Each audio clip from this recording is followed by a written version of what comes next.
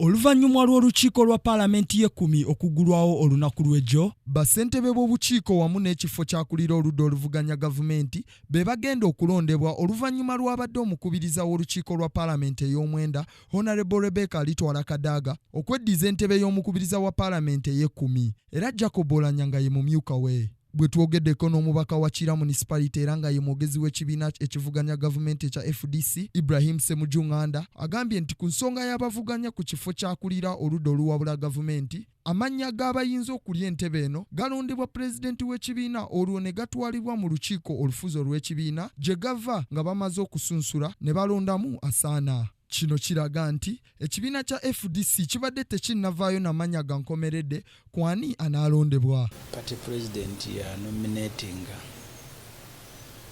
amannya n'agatwala mu working committee bwegayisa n'alyoka agatwala mu NEC.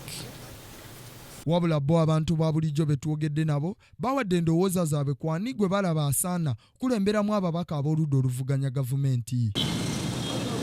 Basing on my knowledge and what I've witnessed in the House, I would prefer to go for Honorable Team Cecilia Barbara Ogwal. The reason is she has been through it all and she has been there right from NRC, so she knows what has been involved. Leader of opposition, bawe omusajja gwe bayita Hassan Fungalo.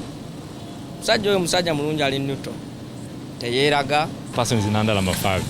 He's capable, as he has done previously. Yes, that is it. Because he's a strong man and he has done it before. Nandala Mafari, this year he has been consistent.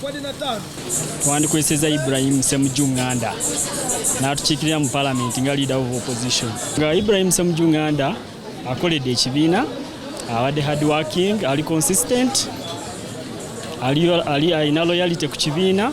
Omubaka akulira oludda oluvuganya gavumenti alondebwa okuva mu babaka ab'ekibiina eky'ebyobufuzi ekivuganya gavumenti ekiba kisingayo ababaka abangi mu Paalamenti.